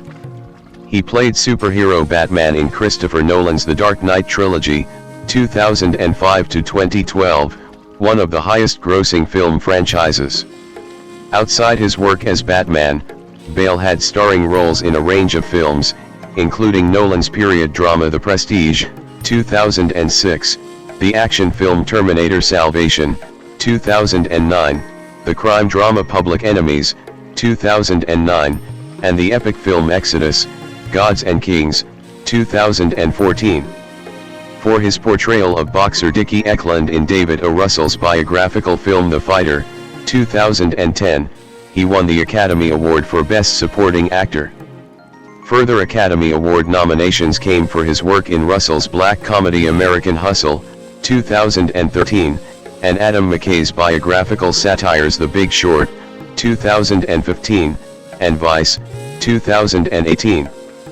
For portraying politician Dick Cheney in the latter, he won a second Golden Globe. Bale has since played Ken Miles in the sports drama Ford v Ferrari, 2019, and Gore the God Butcher in the superhero film Thor, Love and Thunder, 2022. Early life and education. Christian Charles Philip Bale II was born on January 30, 1974 in Haverfordwest, Pembrokeshire, Wales, to English parents Jenny James, a circus performer, and David Bale, an entrepreneur and activist. 345 Bale has remarked, "I was born in Wales but I'm not Welsh, I'm English." 1. He has two elder sisters, Sharon and Louise, and a half-sister from his father's first marriage, Erin. 5. One of his grandfathers was a comedian while the other was a stand-in for John Wayne. 6. Bale and his family left Wales when he was 2 years old. 7. And after living in Portugal and Oxfordshire, England, they settled in Bournemouth, England. 8. As well as saying that the family had lived in 15 towns by the time he was 15, Bale described the frequent relocation as being driven by necessity rather than choice and acknowledged that it had a major influence on his career selection. 7. 9. 10. He attended Bournemouth School, until the age of 16. 11. 12. Bale's parents divorced in 1991, and at age 17, he moved with his sister Louise and their father to Los Angeles. 13. Bale trained in ballet as a child. 14. His first acting role came at 8 years old in a commercial for the fabric softener Lenor. 15. He also appeared in a Pac-Man cereal commercial. 16. After his sister was cast in a West End musical, Bale considered taking up acting professionally. 17. He said later he did not find acting appealing but pursued it at the request of those around him because he had no reason not to do so. 18. After participating in school plays, Bale performed opposite Rowan Atkinson in the play The Nerd in the West End in 1984. 12. 15. He did not undergo any formal acting training. 12. Career. Early roles and breakthrough, 1986 to 1999. After deciding to become an actor at age 10, Bale secured a minor role in the 1986 television film Anastasia, The Mystery of Anna. Its star, Amy Irving, who was married to director Steven Spielberg, subsequently recommended Bale for Spielberg's 1987 film Empire of the Sun. 19. At age 13, Bale was chosen from over 4,000 actors to portray a British boy in a World War II Japanese internment camp. 20. For the film, he spoke with an upper-class cadence without the help of a dialogue coach. 21. The role propelled Bale to fame. 22. And his work earned him acclaim and the inaugural Best Performance by a Juvenile Actor Award from the National Board of Review of Motion Pictures. 23. Earlier in the same year, he starred in the fantasy film Mio in the Land of Far Away, based on the novel Mio, My Son by Astrid Lindgren. 24. 25. The fame from Empire of the Sun led to Bale being bullied in school and finding the pressures of working as an actor unbearable. 26. He grew distrustful of the acting profession because of media attention but said that he felt obligated at a young age to continue to act for financial reasons. 22. Around this time, actor and filmmaker Kenneth Branagh persuaded Bale to appear in his film Henry V in 1989, which drew him back into acting. 23. The following year, Bale played Jim Hawkins opposite Charlton Heston as Long John Silver in Treasure Island, a television film adaptation of Robert Louis Stevenson's book of the same name. 27. Bale starred in the 1992 Disney musical film Newsies, which was unsuccessful both at the box office and with critics. 28. Rebecca Miltzoff of Vulture revisited the film in 2012 and found the cracks in Bale's voice during his performance of the song Santa Fe charming and apt even though he was not a great singer. 29. In 1993, he appeared in Swing Kids, a film about teenagers who secretly listened to forbidden jazz during the rise of Nazi Germany. 30 In Gillian Armstrong's 1994 film Little Women, Bale played Theodore Laurie Lawrence following a recommendation from Winona Ryder, who starred as Jo March. 23 The film achieved critical and commercial success. 31 Of Bale's performance, Ryder said he captured the complex nature of the role.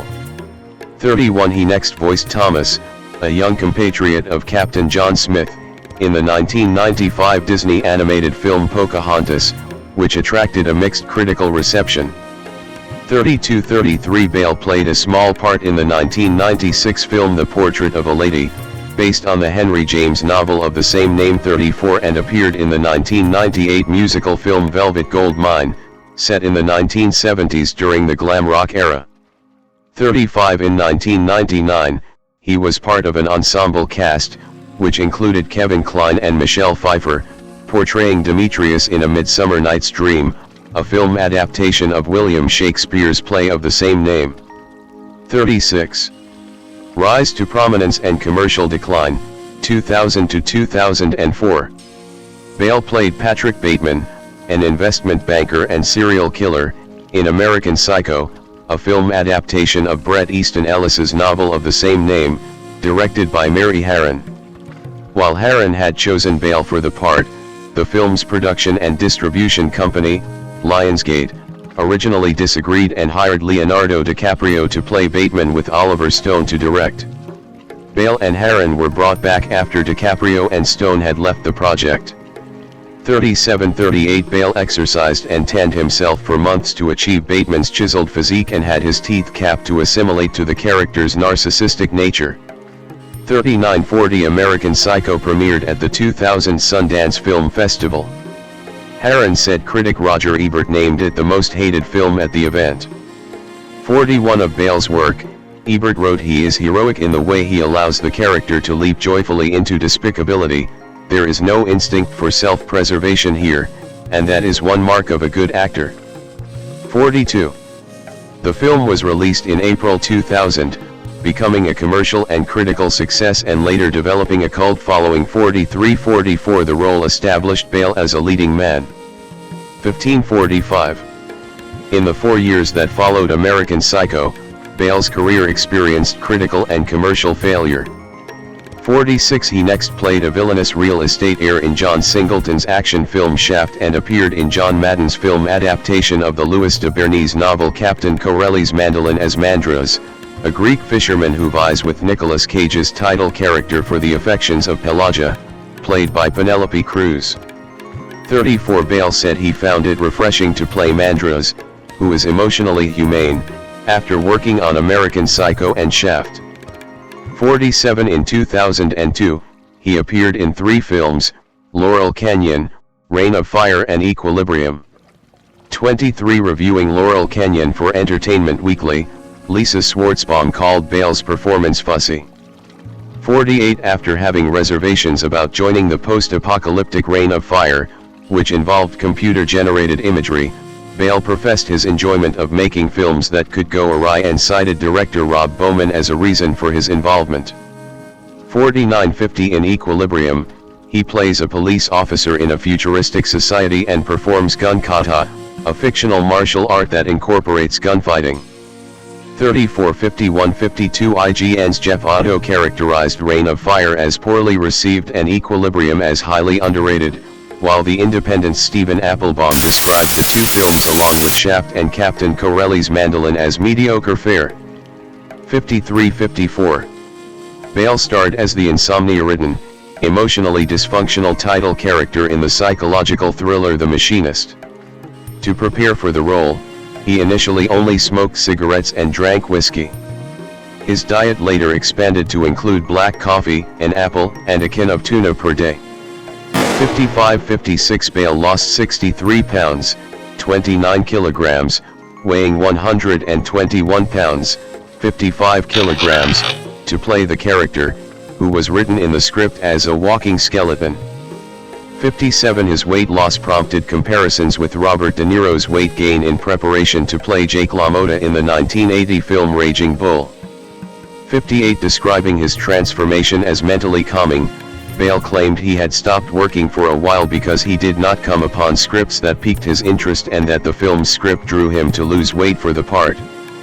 59 60 The Machinist was released in October 2004, it performed poorly at the box office. 57 Roger Moore of the Orlando Sentinel regarded it as one of the best films of the year, and Todd McCarthy of Variety wrote that Bale's haunted, aggressive and finally wrenching performance gave it a strong anchor. 61-62. Batman and Dramatic Roles, 2005 to 2008. A headshot of Bale from 2008. Bale at the Spanish premiere of The Dark Knight in 2008. Bale portrayed American billionaire Bruce Wayne and his superhero alias Batman in Christopher Nolan's Batman Begins, a reboot of the Batman film series. Nolan cast Bale, who was still fairly unknown at the time, because Bale had exactly the balance of darkness and light Nolan sought. 63-64 For the part, Bale regained the weight he lost for The Machinist and built muscle, weighing 220 pounds, 100 kilograms. 65 He trained in weapons, Wing Chun Kung Fu and the Kisi fighting method. 66 Acknowledging the story's peculiar circumstances involving a character who thinks he can run around in a batsuit in the middle of the night, Bale said he and Nolan had deliberately approached it with as realistic a motivation as possible, referencing Wayne's parents' murder. 54 Bale voiced Wayne and Batman differently. He employed gravelly tone qualities for Batman, which Nolan believed reinforced the character's visual appearance. 67 Batman Begins was released in the US in June 2005. 68 Tim Grierson and Will Leitch of Vulture complimented Bale's sensitive, intelligent portrayal of a spoiled, wayward Bruce who finally grows up, and fights crime. 34. The performance earned Bale the MTV Movie Award for Best Hero. 69. In the same year, Bale voiced the titular Howl, a wizard, in the English-language dub of Hayao Miyazaki's Howl's Moving Castle, a Japanese animated film adaptation of Diana Wynne Jones's novel of the same name. 70 He committed himself to voice the role after watching Miyazaki's animated film Spirited Away.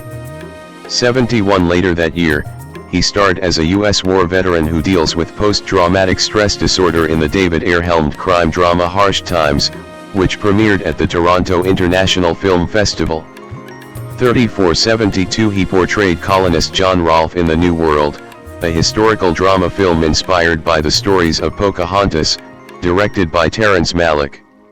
The film was released in December 2005. 73 The following year saw the premiere of Rescue Dawn, by German filmmaker Werner Herzog, in which Bale portrayed U.S. fighter pilot Dieter Dengler, who fights for his life after being shot down while on a mission during the Vietnam War.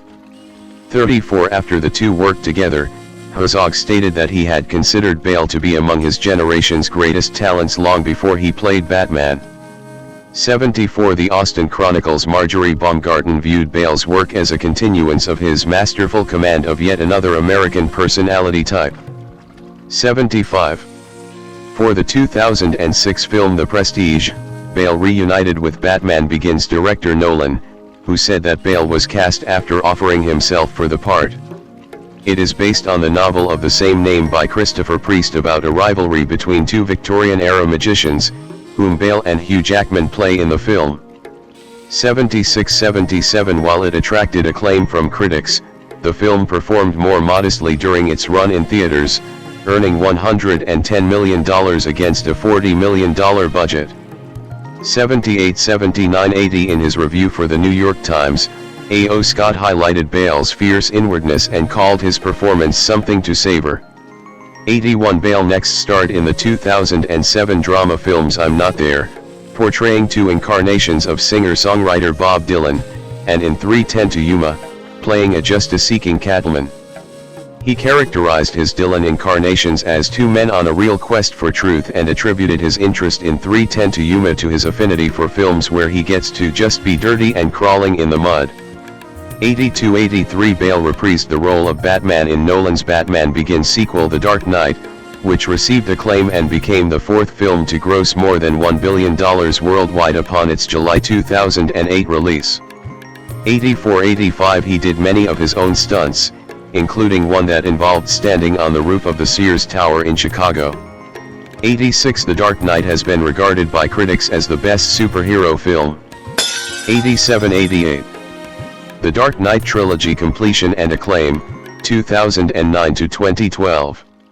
In February 2008, Warner Brothers announced that Bale would star as rebellion leader John Connor in the post-apocalyptic action film Terminator Salvation 89 directed by Mick G., who cited Bale as the most credible actor of his generation. 90 In February 2009, an audio recording of a tirade on the film set in July 2008 involving Bale was released. It captured him directing profanities towards and threatening to attack the film's cinematographer Shane Hurlbut, who walked onto the set during the filming of a scene acted by Bale and Bryce Dallas Howard, and culminated in Bale threatening to quit the film if Hurlbut was not fired.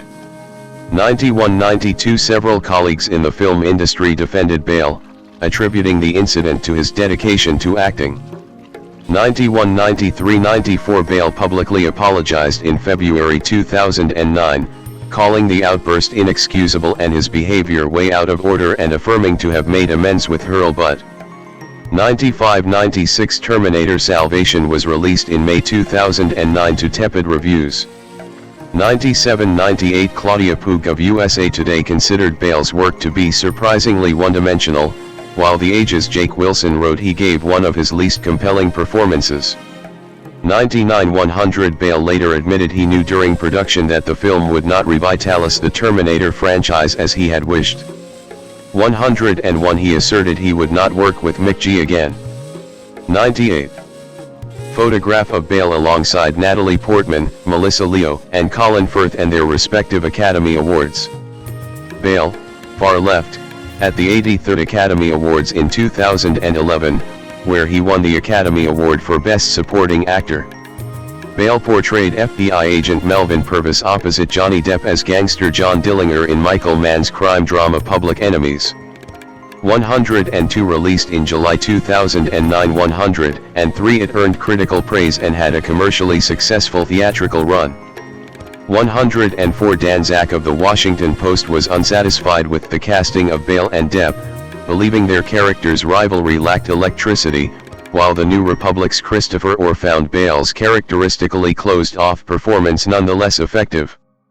105-106 The following year, Bale starred in the role of Dickie Eklund, a professional boxer whose career has ended due to his drug addiction, in David O. Russell's drama film The Fighter. It chronicles the relationship between Eklund and his brother and boxing trainee, Mickey Ward, played by Mark Wahlberg. To balance Eklund's tragic condition, Bale incorporated humor in his characterization. The portrayal, for which he lost 30 pounds, 14 kilograms, was acclaimed, the San Francisco Chronicle's Mick LaSalle describing it as shrewdly observed, physically precise and psychologically acute. 107-108 Bale won the Academy Award for Best Supporting Actor and the Golden Globe Award for Best Supporting Actor, Motion Picture for his performance.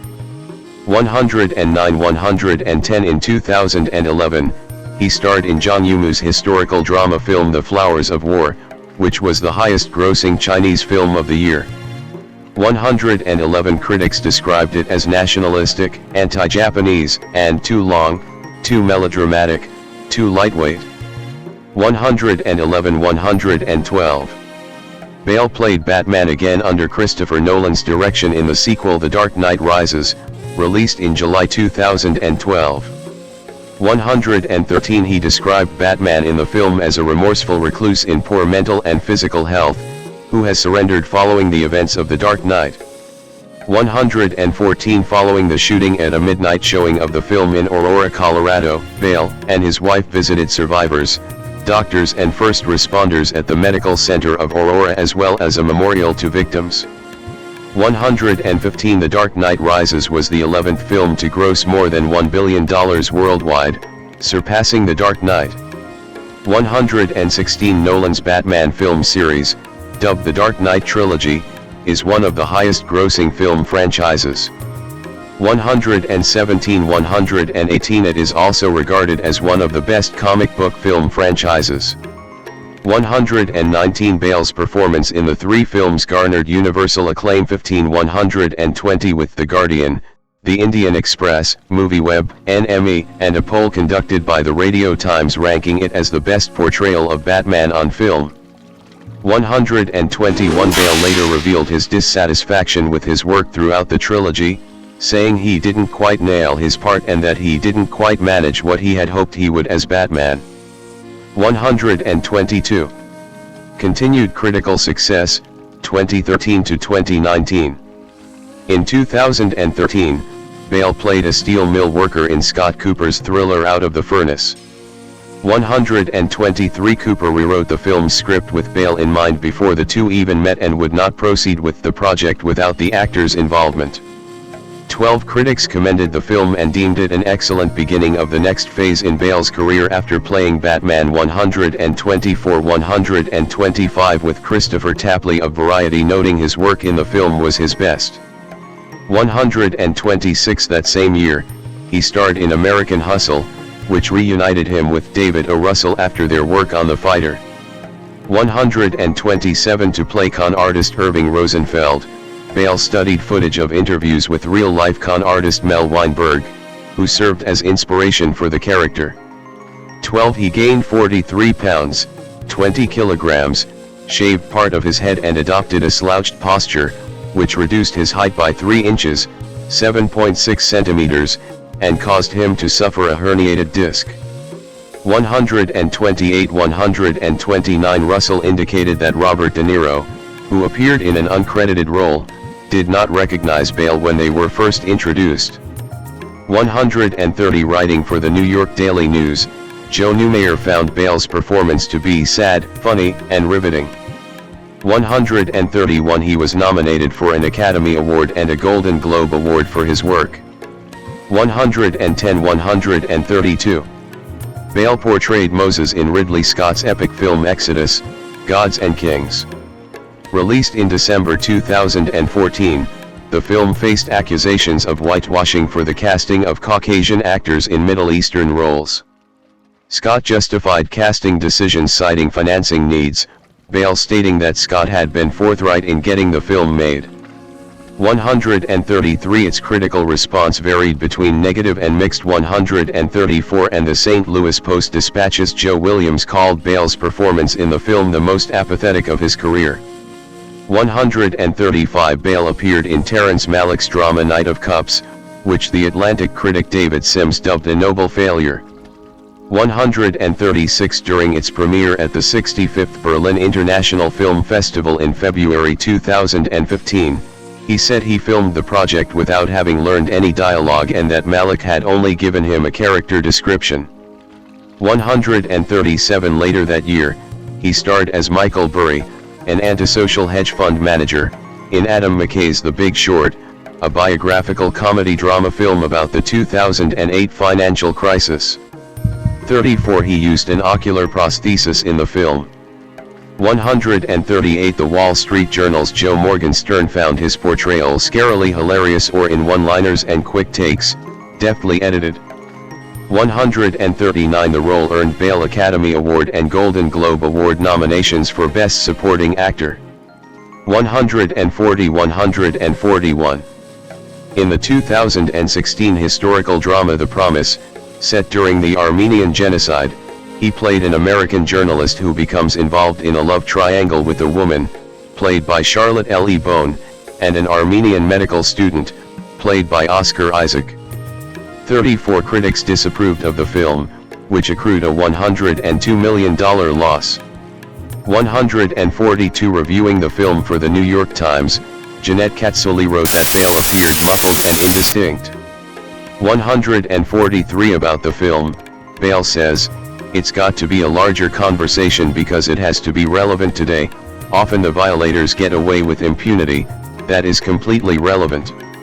144. In Cooper's 2017 film Hostiles, Bale starred as a U.S. Army officer escorting a gravely ill Cheyenne war chief and his family back to their home in Montana. He calls the film a western with brutal, modern-day resonance and his character a bigoted and hate-filled man.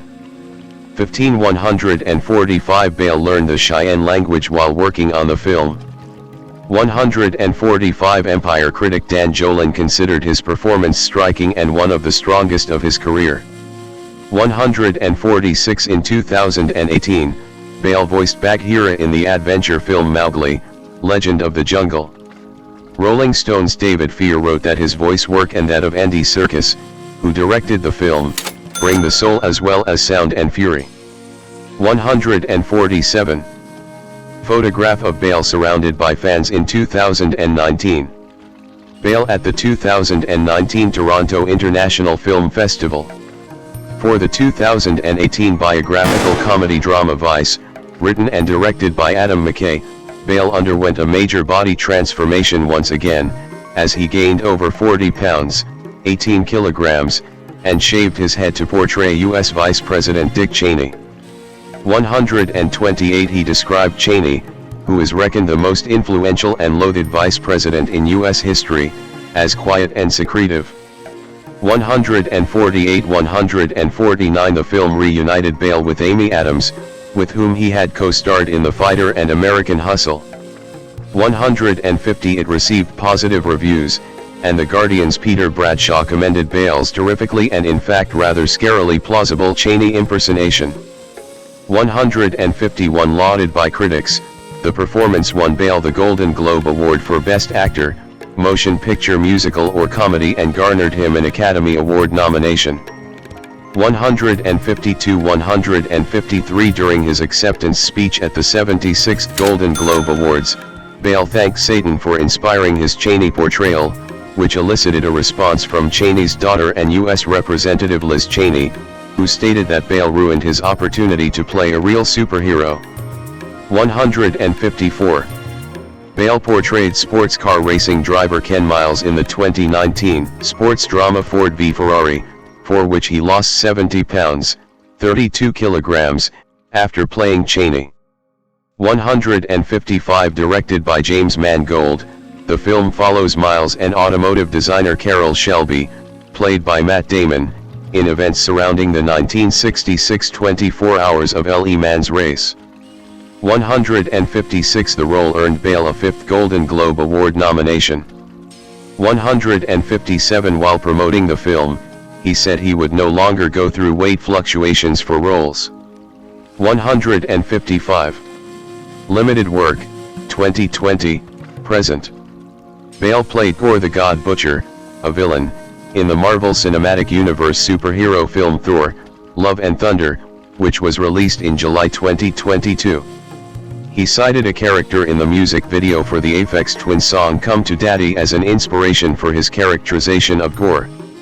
158 Bale's portrayal drew praise from critics, who deemed it grounded and non-campy. 159 He produced and appeared in David O. Russell's period film Amsterdam and Scott Cooper's thriller The Pale Blue Eye. 160 Reuniting with both directors for the third time.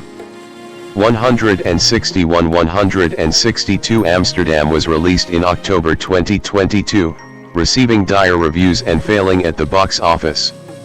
163 164 The Pale Blue Eye, adapted from the novel of the same name by Louis Bayard, was released in December 2022, receiving mixed reviews from critics.